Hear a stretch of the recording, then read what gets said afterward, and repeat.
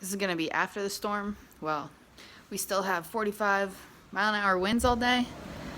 So, I'll show you what it looks like. Lots of debris everywhere. This is normal.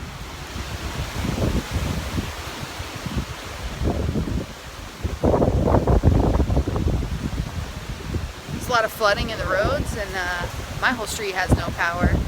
It's raining and windy and wet. But the street's flooded down there.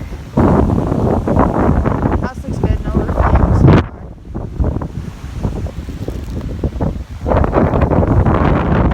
Generator's going. We got another full day of wind and crappy rain. So, yeah. I didn't get my generator started yet. We're still working on that. Possibility we might lose all our food, which is fine. I have water. But, yeah, the wind's still kicking. Man. You can hear the trees rip and fall down. It's kind of crazy.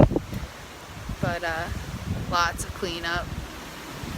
There's a ton of pine needles everywhere and on my screen room. Probably have to clean that up. It's hard to hold the doors shut and open.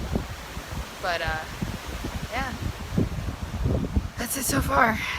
I know there's been a couple tornadoes touch down. Not in my street, so should be good for now.